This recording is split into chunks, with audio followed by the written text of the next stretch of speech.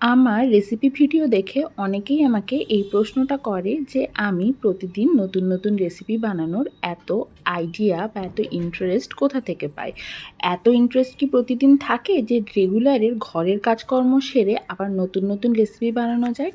তো সেই প্রশ্নের উত্তর দিতেই আমি আজকে তোমাদের কাছে একটা ছোট্ট ভিডিও নিয়ে এসেছি। ভিডিওটা পুরোটা দেখো, তাহলেই বুঝতে পারবে যে না, আমিও আলাদা কিছু না। আর 5টা হোম মেকারের মতো আমারও প্রতিদিন সব কিছু করতে ইচ্ছে করে না, কিন্তু তাও প্রয়োজনে করতে হয়। এই যে যেমন দেখো, আমি আজকে তোমাদের সাথে যে ভিডিওটা শেয়ার করছি ওটা লাস্ট সোমবারের ভিডিও। ছেলেকে স্কুল থেকে আনার পর আমার মনে পড়ে যে আজকে তো আমার পুরোপুরি নিরামিষ, এমনকি আমি ভাতও খাবো না, তাই আমার জন্য আলাদা করে কিছু একটা বানিয়ে নিতে হবে। এদিকে সকাল থেকে কাজকর্ম করে ছেলেকে স্কুল থেকে এনে আমার সত্যি কথা বলতে কিছু বানাতেই ইচ্ছে করছিল না, কিন্তু তাও দুপুরের খাবারটা তো খেতে হবে। তাই সোজাসুজি ফ্রিজ খুলে মোটামুটি হাতের সামনে যা দেখতে পেলাম সব তুলে নিয়ে চলে এসেছি। আর তারপর এগুলোকে কাটতে শুরু করলাম। আমি মনে মনে ঠিকই করে নিয়েছিলাম যে আমি আজকে শ্যামা চালের খিচুড়ি বানাবো। তো সেই খিচুড়ি বানানোর যা যা উপকরণ মোটামুটি প্রয়োজন পড়তে পারে, যেমন ধরো গাজর, ক্যাপসিকাম, আলু, বিনস, এগুলো আমি ফ্রিজ থেকে বার করে নিয়ে এসেছি। সাথে নারকেলও নিয়ে এসেছি, আবার আদা, কাঁচা লঙ্কা এগুলোও নিয়ে এসেছি। এখন এক এক করে এগুলোকে সব কেটে নেব। কেটে নিয়েছি ভালোভাবেই, যেরকমভাবে কাটে। হ্যাঁ, একটু কুড়েমি লাগছিল কাটতে ঠিকই, কিন্তু তাও কেটে নিলাম, খেতে তো হবে দুপুরবেলা, তাই না? তারপর কেটে নেওয়া হয়ে যাওয়ার পর মনে হলো যে না, এবার রান্নাটা ঝটপট বসিয়ে দিই, কারণ আমার ছেলেকে স্কুল থেকে ফেরাতে ফেরাতে আমার প্রায় 12:30 পৌনে 1 বেজে যায়। তারপর রান্না বসিয়ে রান্না হতে হতে আমার খাওয়াটা অনেক লেট হয়ে যাবে। সব প্রিপারেশন তৈরি করার জন্য আমি একবারে লঙ্কা, আদা সব কেটে গ্রেট করে রাখলাম, আর সাথে নারকেলটাকেও এরকমভাবে ছোট ছোট টুকরো করে কেটে এটাকে কুচিয়ে রেখে দিলাম, যাতে রান্নাটা খুব তাড়াতাড়ি হয়ে যায়। মনে মনে ভাবলাম যে আগে ডালটা সেদ্ধ বসিয়ে দেবো একদিকে, আর একদিকে সমস্ত উপকরণগুলোকে কষিয়ে তারপর শ্যামা চালটা দিয়ে একেবারে খিচুড়িটা ঝটপট বানিয়ে নেব। তো ভেবেছি এটা মনে মনে ঠিকই, তারপর যা যা করার সেগুলোও করলাম ঠিকই, কিন্তু তারপর যখন রান্নাটা বসালাম তখন কি কাণ্ডটা করলাম সেটা যদি তোমরা দেখো তাহলে তোমরাই হাসবে, বলবে যে এত ভুলো মন মানুষ কি করে হতে পারে। হ্যাঁ, আমার বাড়িতে কিন্তু আমার এটা নিয়ে একটা বদনাম আছে, আমি সত্যিই খুব ভুলো মন। দেখো, ভেবেছিলাম যে একদিকে ডালটা বসাবো আর একদিকে অন্য জিনিসগুলো কষাবো।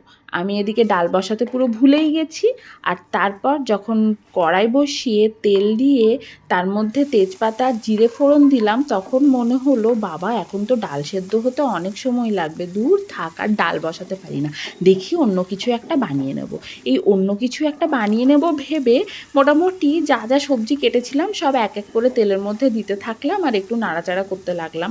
তারপর মনে হলো যে আমি তো খিচুড়ি বানাবো বলে আলুগুলোকে বেশ একটু বড় বড় করে কেটেছিলাম। এবার এই আলুগুলো সেদ্ধ হতে তো অনেক সময় লাগবে কড়াইয়ের মধ্যে, আর আমার আজকে এত ধৈর্য নেই যে দাঁড়িয়ে দাঁড়িয়ে স্লো ফ্লেমে কড়াইয়ে আলু সেদ্ধ করব। তাই দিলাম তার মধ্যে খানিক জল ঢেলে একটু ভাজার পর।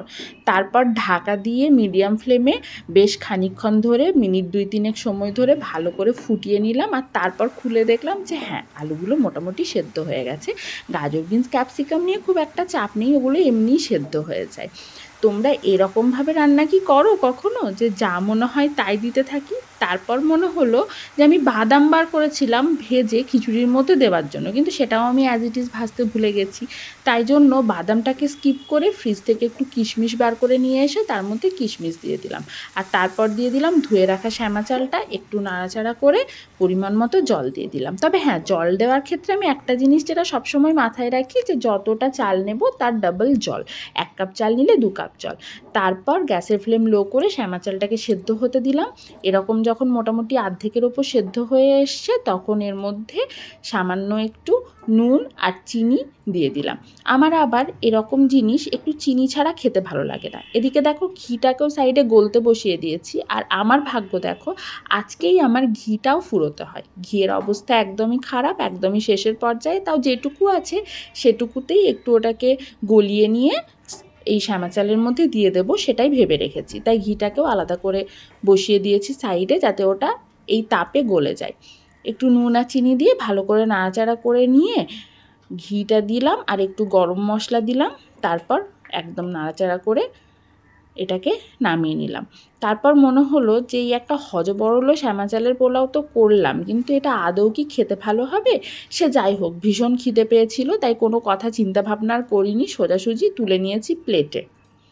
ওদিকে ছেলেও মোটামুটি খাওয়া দাওয়া করে ঘুমিয়ে পড়েছে, তাই এই সময়টা আমার অবসর সময় বলতে পারো। আর এই সময়টা আমি একটু নিজের মতো করে কাটাতে ভালোবাসি। কখনো টিভি দেখি, কখনো গল্পের বই পড়ি, কখনো আবার একটু ফোন ঘাঁটি, আবার কখনো অন্য কোনো ক্রাফটের জিনিস করি। তাই ভাবলাম যে খাবারটা নিয়ে সোজাসুজি চলে যাই ড্রয়িং রুমে, সেখানে বসে বসে আরামসে টিভি দেখতে দেখতে খাবো। আর মনে মনে এটাও ভেবেছি যে খাবারটা যদি খুবই বাজে খেতে হয়, তো টিভি দেখতে দেখতে মোটামুটি কোনো রকমে খেয়ে নেওয়া যাবে, অত বোঝাও যাবে না যে বাজে হয়েছে না ভালো হয়েছে। সেই সব ভেবে চলে গেলাম টিভির কাছে, আর এখানে বসে আরামসে খেতে শুরু করলাম।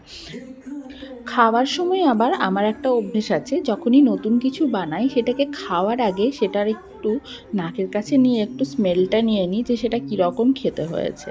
যাই হোক, তারপর প্রথমটা খুব গরম ছিল বলে খেয়ে ঠিক বুঝতে পারিনি যে ব্যাপারটা কীরকম হয়েছে। তার পরের বাইটটা যখন নিলাম তখন মনে হলো যে না, যতটা খারাপ ভেবেছিলাম, যেভাবে হযবরল করে বানিয়েছি ঠিক ততটা খারাপও কিন্তু ব্যাপারটা খেতে হয়নি।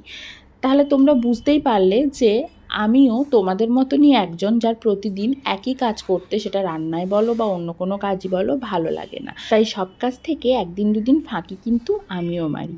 কেমন লাগলো আমার এই ভিডিওটা জানিও কিন্তু। টাটা।